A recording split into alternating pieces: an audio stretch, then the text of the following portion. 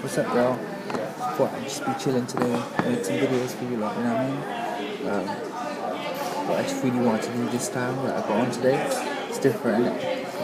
But I forgot to take this off, right? So I'm gonna hide my lower piece and keep this one covered, well covered, so no one can see me. I got into a big fight today with this guy. You know, I do the out-of-body experiences and rest of spirits, and I talk about that often. There is this dead guy. His name's Harry. He's a young guy like Harry from One Direction. I swear down, it's the truth. Killed himself over something bad that happened to him in his life. And so when I leave my body, I see him playing clear as day in front of me, and he's getting angry at me because I'm starting to grow inside like he wanted to when he was alive. I almost killed myself, see, and he was there when it happened because he was around me a lot at the time, and I did it and I survived. So now that I'm not, and he's asking me to leave my body and saying die and come with me, and I'm saying no. I'm saying I'll take you back to the other side if you want, and he's like, no, I'm not going there. But my angel guys tell me it's alright, you know. I mean, in time he'll understand that that's where his true nature is and his true calling is, and he's got to be back on the other side. But until then, he's sticking around here on the dark side. For some reason, he's stuck in limbo. Some people do, some ghosts do get stuck in limbo land, which is this place, his plane, the earth plane, or in between the earth plane and the spiritual planes. But he's more stuck on the earth plane. Anyway, I did an out-of-body experience like this morning, and that's why I look so spiritual, like, you know.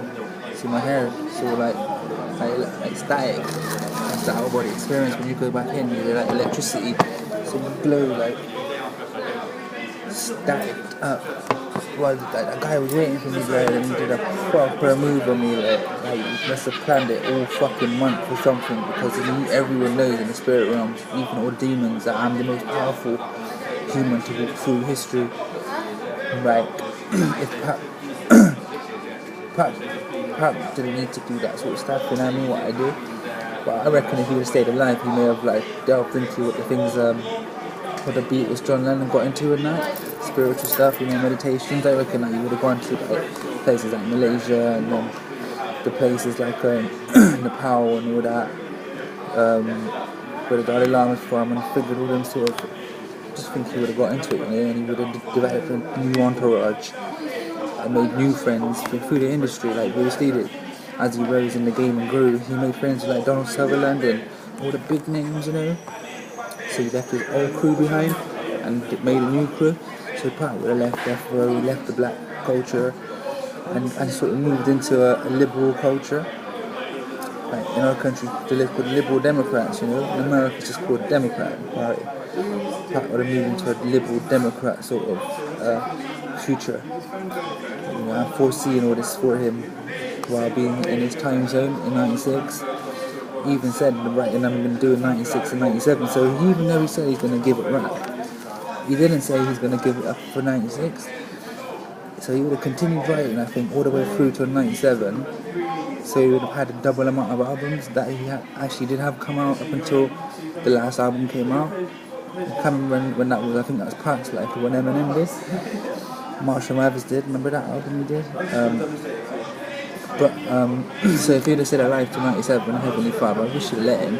He probably would have got another 4 films in, 5 movies in, and double the amount of albums that we already had.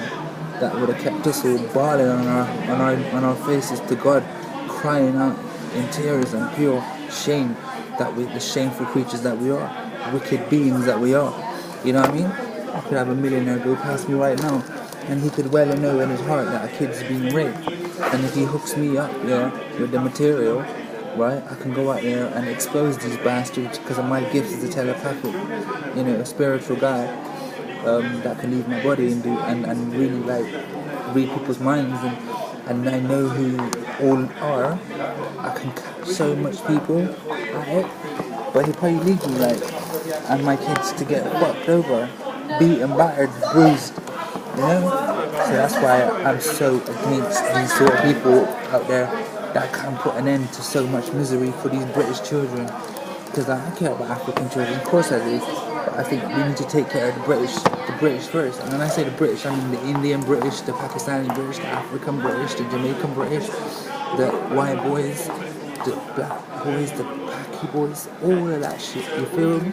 Mr. Judge, you can't arrest me for saying the word P-A-K-I because I am one myself and I was called that all through my life.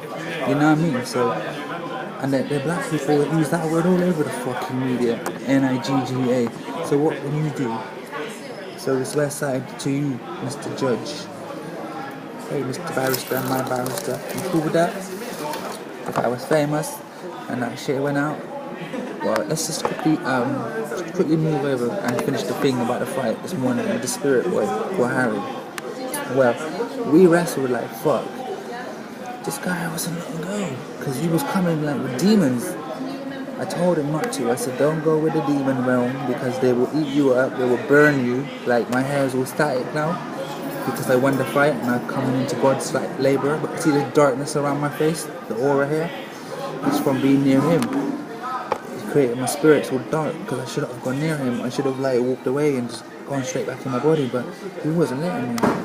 You know what I mean? But I found it tough to let go because when I see a good fight, you know, especially a spiritual battle, I fight them. I beat him in the end. I won. And you know how you win? You walk away in the name of love and you say, right, go away. I forgive you for what you've done wrong to me. Leave me alone. And just move away from me. I don't want nothing you possess. There's nothing from you I want. I don't want to know anything. It hurts that he hangs around me all day and night, copying my spiritual techniques, like, you know, and I'm practicing them in his ghost world.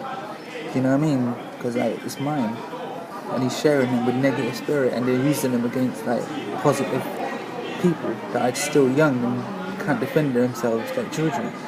So that's why I sort of wrestled him back, to sort of batter him and say, look, fuck off. So I don't think I'll be seeing much of him anymore. It took me a long time to get to that level, you know, to get rid of negative spirit. That's what's been around me since I was a kid. But we'll talk more on that next time. Peace.